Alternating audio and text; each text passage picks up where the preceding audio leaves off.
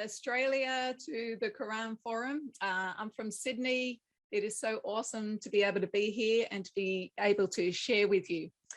I'm going to have the wonderful honour of bringing you people from Southeast Asia. We're going to go on a little travel journey through Southeast Asia. We're going to visit Singapore, we're going to visit Sri Lanka, we're going to visit India, we're going to visit Indonesia. And I'll tell you a little bit about the wonderful people we have from those countries, and they'll each share. But I also want to tell you a little bit about some innovation we have happening in Australia. It goes under the concept or the name of Transforming Vocation. It is a conference and it's also a book, Transforming Vocation, which is about connecting theology, church and workplace for a flourishing world. What happened a bit earlier in the year was I sat down as a theological educator with a pastor and with an entrepreneur, and we were having a conversation about what happens at the intersection of those three places. We were talking and the pastor was lamenting the fact that now that he focuses on the marketplace, it's really hard to get people to help with his programs. And I, as a theological educator, was lamenting the fact that marketplace people aren't flooding to our seminaries necessarily. And the entrepreneur was lamenting the fact that he felt torn about the responsibilities he felt to try and prop up both the church and the seminary, and how does he do that? So we had that sort of conversation, and we were being curated by some other people, and we were picking up cards to ask questions. And the last question we asked each other was, what can I do for you? And there was just this amazing shift that happened as the pastor looked at me and said, what can I do for you? And I was like, wow, that's really challenging. But I'm really hoping that we can work together in being able to support our entrepreneur friend here to be able to live out his faith in every corner of his life. And then the entrepreneur said, what can I do for you? And it was this beautiful moment of seeing the possibilities of his knowledge and his expertise being applied more equally. This question of how we can serve each other actually changed the whole tone of the conversation. So we're going to do that next year in a more concrete manner. We're going to get 40 people representing those three sectors together, have a colloquium. Part of our resource will be the wonderful book, Working in the Presence of God, by Denise Daniels and Shannon Vanderwerker. And we're just going to ask each other that question and try and come up with some answers, some really lovely ideas of how we can serve each other rather than just what we want from each other. So that's an innovation that we're seeking to do in Australia. Excited for that conversation and how that might transform the landscape of the connection of faith, work and economics in Australia. But now I really want to take you to these wonderful people who've given their time up for us today to share some of their insights. And the first travel stop we're going to make is in Singapore. Singapore is both a city and a country. It's on the end of a peninsula underneath Malaysia. It's a place that was one of the original tiger economies. It's an amazing place of business and innovation. It's a really exciting place to be. But it also has to balance a really complex mix of different faiths. So there's a slight majority of Buddhists there. Actually, the second most prevalent religion is no religion. And then Christianity is next, but there's also Taoist, there's Muslim, and there's also Hinduism. So it's a complex faith mix in which to run a seminary. Tonight, we're going to hear from Edwin Tay. He's the principal of the Trinity Theological College in Singapore. He's a fairly fresh principal to the job, but he has a lovely story to tell about shaping the culture. So first of all, welcome, Edwin. Thank you for joining us tonight. Thank you very much for your kind invitation. It's a great pleasure and blessing for me to be here at the forum. Mm-hmm. And as a principal of the college, you have a great opportunity to actually shape the culture of the whole college. The college that represents the staff, the lecturers, and also the students and the stakeholders. Can you give us a bit of an insight into some of the initiatives that you're seeking to do to shape the culture of the college there? Okay, well, this is my 8th year as a faculty at Trinity Theological College, and I'm just 18 months into my principalship. Honestly, I don't have quick and ready answers on how to ensure, that whole life discipleship can be modeled in the seminary. But what I do know, and this is my personal conviction, is that ensuring whole life discipleship doesn't matter where we are, but if we want to do that, it has to begin with ourselves, and in my case, with the principal actually practicing discipleship in the spheres of my influence and duties. And it is as I go about my daily business, trying my best to live my Christian life with integrity, that others around me will witness the extent to which whole life discipleship is modeled. So I do believe this is the center from which cultural changes are effected. And interestingly, I find that ideas on how whole life discipleship can be practiced where I am comes to me most readily when I'm not focusing on how to make it work in the organization, but when I'm actually focusing on how I am to practice it in the seminary. So, for instance, I take my responsibilities very seriously, not simply as part of my job, but as my vocation or calling, as I'm sure all of us would agree. Recently we employed a communications manager. He is a Christian. And during his interview for the job, I shared my own perspective with him that as far as the principal was concerned, the job of a communications manager is not simply an occupation, but a sacred calling. And as I asked him if he's ever thought of his occupation in this way, he was quite honest to share with me that he hasn't. He looked pretty surprised, in fact, but he went on to share with me his conversion experience, that he became a Christian at a Billy Graham crusade in Singapore in 1978. And he said that ever since his conversion, his goal in life is to tell the story of Jesus Christ. So I said to him, well, that's something worth thinking about in relation to his role as a communications manager. Because in communications, you're telling stories, whether in word or pictures or designs. So he thought for a while, and I asked if he would explore that, particular perspective as he considers joining us on the same team. So what I did after the interview was I spoke with my managers, particularly the one in human resource, and I said, why not do something different? As we offer as we issue the offer letter to him, let's insert after a summary of his job description the following sentence: that the above duties are to be informed and motivated by your vocation or calling to tell the story of Jesus Christ. So for the very first time, we issued an offer letter to an employee with that worked into his JD, his job description. So that's just something that flowed from how I went about doing things as I thought about how I am to live out whole life discipleship in the sphere of my influence. I really love that, because often we sort of make this separation between some of the administrative work that we do and Yes. what we're actually speaking and teaching, but that idea of actually weaving them together right from the very start, I think is really glorious. That sounds beautiful, Edwin. Have you noticed, I know it's only 18 months, and 18 months is not a long time to shape organizational culture, Yes. but are you noticing some differences in the way people speak or the way people act? Well, the pandemic is a big thing, isn't it, that we're all encountering, and I would say it's been rather trying.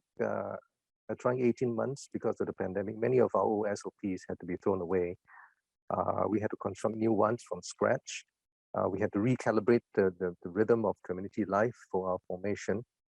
So from that standpoint, there have been actually major changes at all levels of the seminary. And I could see colleagues doing things differently without me having to tell them to do things differently, because we're all caught up in a crisis. But interestingly, precisely because of the pandemic, it made it a lot easier for me to make changes.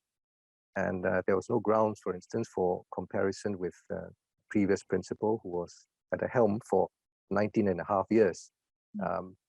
And he had already shaped the organization and its subculture for some time.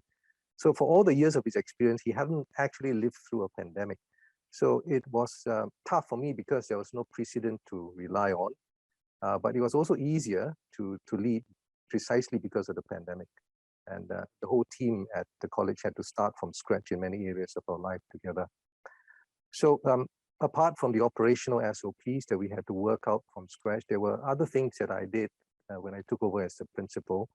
And my colleagues responded quite readily because of the environment of change that we had to work out.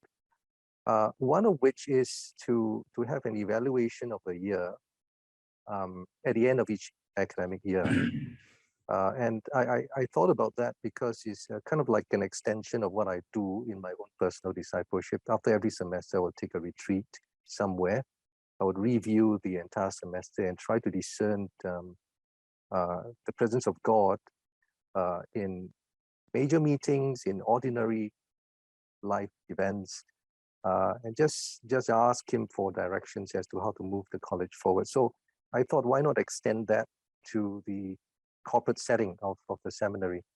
And that's what I did with the staff team and some of the faculty who were involved in the leadership of the college. So one of the questions that I asked the staff at the end of the year, that was last year, was how has your Christian faith made a difference to your understanding of work and responsibilities? And the reason I ask these questions is really to help me discern where they are in their discipleship and work, because I could learn a thing or two as well from them about how they see God at work in their lives. So some interesting answers I gathered. My secretary, for instance, shared that she saw her job as given by God. She wants to honor him. And she mentioned specifically in the way she writes her emails. She wants it to be more personalized, to be as polite as she can, and just to reflect a personal touch to something quite electronic. You don't see someone's face on the email. So she wants to be a blessing to people. So people ministry as an administrator is something of concern for her. I heard from my estate officer of his desire to use his gift to make the seminary a better place, to create an environment for students and staff to thrive in. He looks at the aesthetics of the place. I'd never seen the college from that particular angle, to create this environment for human flourishing to happen. It was just interesting hearing from them for the first time answers to this particular question. So are things changing from the ground? Well, I hope they are, as we go about talking about things that matter to our hearts and our souls. That is beautiful, Edwin. Thank you so much. I love that question, discerning the presence of God in our daily work. And I also need to learn quite a lot from your secretary about emails. Thank you for your time, Edwin. The next stop on our tour of Southeast Asia is to India, and particularly Bangalore in India. Bangalore is like the Silicon Valley of Asia. In India, there's a majority Hindu population, but there's also Muslims and Christians, and some of the minority religions sometimes feel pressure. India is the second largest nation on earth in terms of population. It's growing very quickly in many different ways, but especially in its innovation and expertise in technology. From Bangalore in India, it's wonderful to welcome Havilah Dharamraj.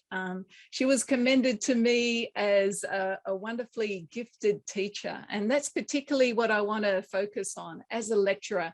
So Havilah, you're creative.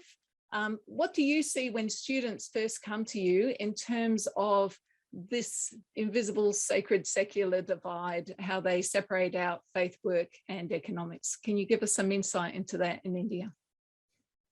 I'll give you an example of what we first noticed as a disjunction between what I call chapel and classroom. Our MA is wonderfully healthy mix of marketplace and ministry students. And what I find common to both is that plagiarism pops up in their papers. And I'm thinking, do they not see this as a deficiency in Christian formation? Does it have nothing to do with their becoming more like Jesus? And then I wonder if it's not just the tip of the iceberg of a whole lot of other disjunctions that may not even come up over the course of their 2 years with us. But that's one that I immediately spot and become concerned about. Yeah, well, thank you for that. Yeah, I remember one time we had a case of plagiarism in one of the seminaries I was working in, and it was from someone training to be a pastor, and sort of just wondering, how does that disjunction happen? Thank you. Can you give us a couple of examples from your actual teaching about ways you seek to break down that divide, how you seek to help people become more integrated in their thinking and their application of faith? Right. I try to do a couple of things. We do that as a team even. One, in our pedagogy, in our classroom teaching, we try to make constant references to cultural ethics. Now, for example, just yesterday, we were talking about the chapter in Genesis where Jacob gets tricked by his father-in-law Laban and ends up marrying a pair of sisters. And so we talked about patriarchal cultures in which this sort of thing might happen, including in India. And we said how someone, well, might not exactly pass off one daughter for another, but might actually be appreciated for the trick, which is really a case of concern for ethics. So we talked about how in India, because we're so pragmatic in our approach to life itself, we might even appreciate something for someone for pulling off a nasty trick like that. So we keep making these constant correspondences with cultural ethics as we go through biblical texts. Secondly, what I constantly strive to do is to bring cultural artifacts into the classroom. Now, these can be pop culture songs, they can be movies. India has a wonderfully vibrant movie industry. So we try to bring in movies. With every module, in fact, we have at least a couple of movies tagged, whether for Ruth or for Amos. We make sure that cultural artifacts come into the room. Sometimes they can be talks by politicians. Last module on Amos, we had a screening of a very significant talk by the Chief Justice of India, who is Indian Christian, but so useful to be able to listen to him. We bring in talks by godmen. So these are cultural artifacts that we bring into the classroom. A third way we do it is through assignments. Invariably, there will be one assignment in a course or module in which the student is asked to translate or transpose learning from the classroom directly into his ministry audience. No use of jargon, can't use Greek and Hebrew, but address an issue, write a mail, something really conversational, something that's not academic proper. Do an assignment that helps you build the bridge so that you get into the habit of building bridges between what you learn in the classroom and what you will take out into the context. And fourthly, and lastly, dissertations, master's dissertations. I make sure that the student builds that bridge between academia and the ministry or marketplace, even while they're doing the dissertation. So, for example, we had a beautiful dissertation looking at work, the concept of work in the book of Ecclesiastes, coupled with even comparative literature, where there was Indian sacred literature brought in to look at how an Indian would look at work. And currently, I have someone doing a doctoral level thesis on the good life in Proverbs. What does that mean?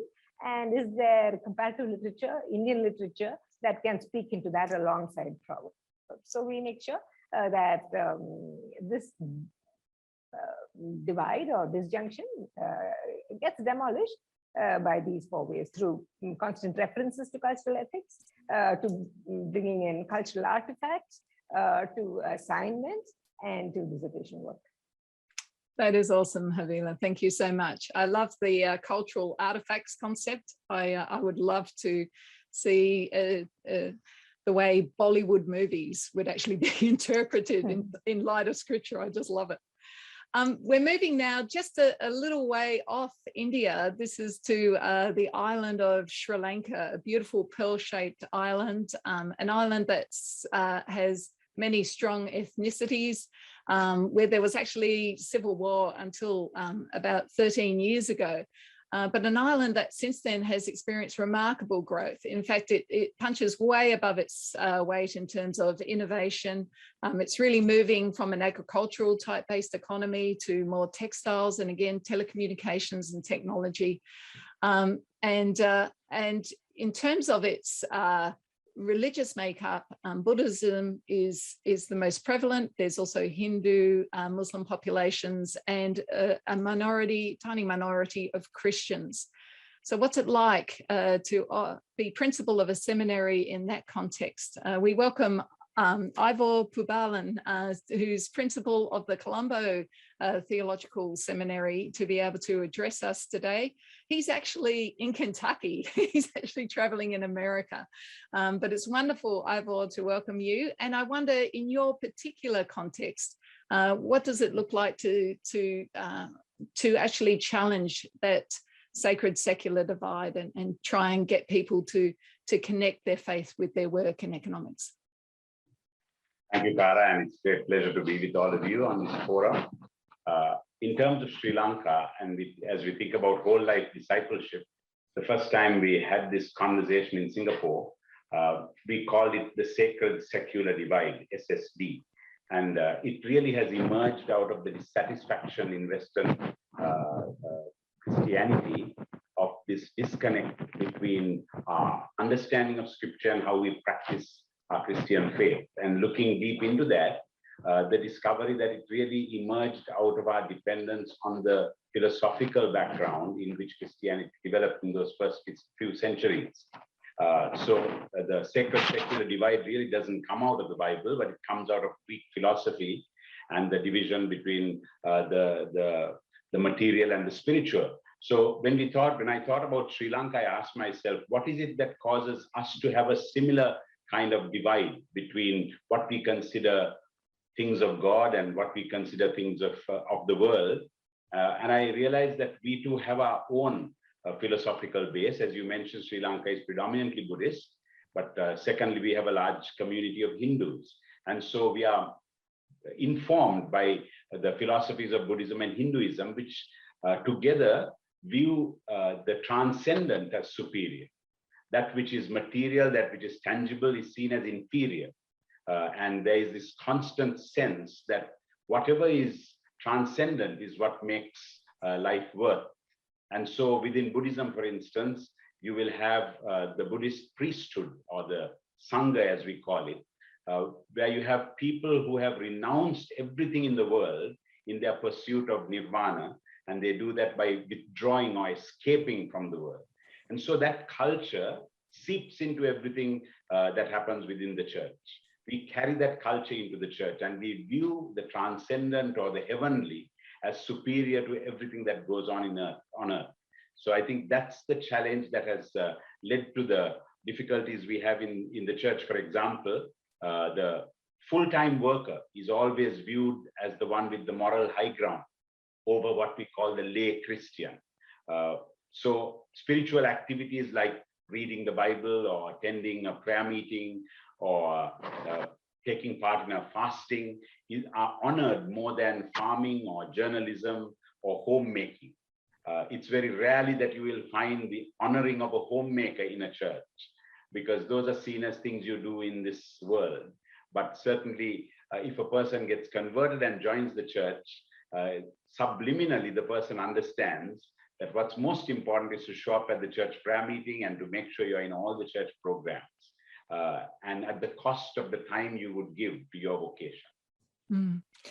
Can you tell us just briefly, you have an innovative partnership, I understand, between the churches of your students and the students. Are you seeking to bring better integration through those partnerships? Yes, the seminary that I work in from its foundation was prepared for to minister to the entire body of Christ, and not to focus only on those who go into vocational ministry. So the seminary planted itself in the capital city and opened its doors to leaders from the marketplace and from the ministry. And as a result, we have our classes run in such a way that people can be in their jobs and then come in the evenings for classes as well, or Saturdays, and find that that works for them. And therefore, it's a commuter-based seminary, and we need to work very closely with the churches in terms of the students' formation. So we talk about this three-part harmony: the student, the seminary, and the pastor, or the local church or the local ministry. When a student is interviewed for his or her admission to the school, we request the pastor to accompany the student, so that there is a sense in which that right from the outset, we are doing this as an integrated body. We cooperate together to make sure this happens in a good way, because the seminary cannot provide the formation. At the same time, we want the formation to happen in the actual context that the student will remain in.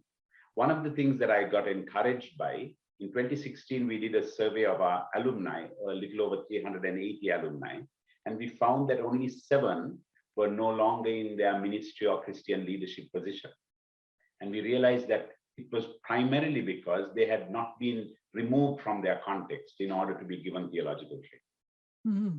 Wow, fascinating. And I love that intersection, as I said from the outset. So it's awesome what you're doing there, Ivor. Thank you.